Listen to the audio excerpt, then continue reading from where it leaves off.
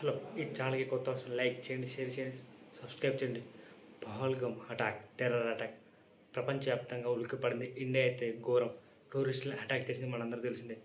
ఇప్పుడు zip line ఒక వ్యక్తి ఒక సెల్ఫీ వీడియో తీసుకోగా వెనక నుండి కాల్పులు జరిగాయి.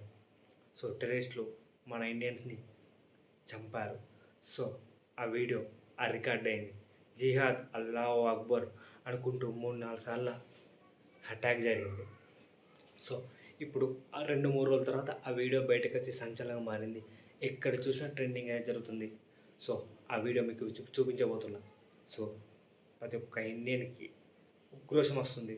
కామెంట్లు చెప్పండి. అసలు ఏం చేయాలి? మన ఇండియా పాకిస్తాన్ ఏం చేయాలి? కామెంట్లు చెప్పండి. సో అసలు మనం పాకిస్తాన్‌ని ఎలాంటి శిక్ష విధించాలి? నరేంద్ర మోడీ పాకిస్తాన్‌కి ఎలాంటి శిక్ష విధించాలి అనేది మీరు కామెంట్లో చెప్పండి. ఇప్పుడు ఈ సెల్ఫీ వీడియో తీసిండు, దానికి కారణం అసలు ఏందనేది ఆ చరిత్ర గురించి మనం మొత్తం మాట్లాడుకుందాం. వీడియో ఎండ్ వరకు చూడండి. ఇదే ఆ వీడియో. ప్రకృతి ఒడిలో పరవశించే పర్యాటకుల కేరింతలు, సాహస క్రీడల థ్రిల్. కాశ్మీర్లోని పహల్గామ్లో ఇలాంటి ఆనందకరమైన వాతావరణం ఒక్క క్షణంలో భయానకంగా మారిపోయింది. జిప్ లైన్ రైల్లో ఊగిసలాడుతున్న పర్యాటకులు ఊహించని రీతిలో ప్రాణాలు కోల్పోయారు. సో ఇంతటి విషాదానికి దారితీసిన పరిస్థితులు, స్థానికులు ఏం చెప్తున్నారు, ఈ ఘటనకు సంబంధించిన పూర్తి వివరాలు ఇప్పుడు చూద్దాం. సో జిప్ లైన్ ఉన్న ప్రదేశం అసలు ఏంటి చూడండి. ఆ వెనుక సెల్ఫీ వీడియో తీసుకున్న వీడియో ఏంటిది? ఇప్పటికే నరేంద్ర మోడీ ఫుల్ కాన్ఫిడెంట్ ఉంది. ఇకపై పాకిస్తాన్కి ఊచకోత మొదలవుతుంది. సో మన గవర్నమెంట్ శిక్ష విధించాల్సిందే. సో ఈ జిప్ లైన్ ఆపరేటర్ ఒక్కసారిగా బిగ్గరగా అల్లాహు అక్బర్ అని 3 సార్లు అరిచాడు. ఆ తర్వాత ఒక్క క్షణం కూడా ఆలస్యం చేయకుండా కాల్పులు మొదలుపెట్టాడు.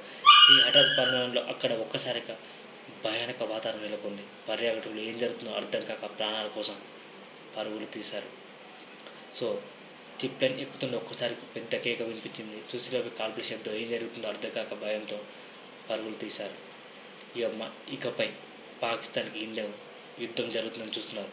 ఈ దాడిపై రాజకీయ నాయకులు తీవ్రంగా స్పందించారు. ఇది పిరిక పందుల చర్య అని ఖండించారు. స్థానికుల భయాందోళనలు వ్యక్తం చేస్తూ తమకు రక్షణ కరువైందని ఆవేదన వ్యక్తం చేస్తున్నారు. పర్యాటక ప్రాంతాల్లో భద్రత పెంపొందించాలని డిమాండ్ చేస్తున్నారు. ఇక ఇండియాకి పాకిస్తాన్కి యుద్ధం జరుగుతుందనేది చూస్తున్నారు.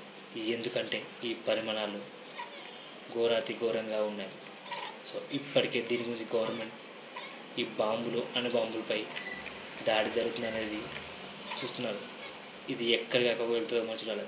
భారత సైన్యం 25 నిమిషంలో సంఘటన స్థలానికి చేరుకుంది. సైన్యం పర్యాటకుల రక్షణ కల్పించింది. రిషబ్ భట్ సైన్యానికి కృతజ్ఞతలు తెలిపారు. సో రిషబ్ భట్ కుటుంబంతో కలిసి ఒక గుంతలో దాక్కున్నాడు. 8-10 నిమిషాల తర్వాత కాల్పుల కలకలం కొంతకాలం ఆగినప్పుడు వారు ప్రధాన గేట్ వైపు పరిగెత్తారు. అయితే మళ్ళీ కాల్పులు ప్రారంభమయ్యాయి. సో ఒక్కొక్క ఇండియన్కి రక్తం ఉడికిపోతుంది. ఇప్పటికీ 1 డే టార్గెట్ ఉంది మాత్రం, అంతే.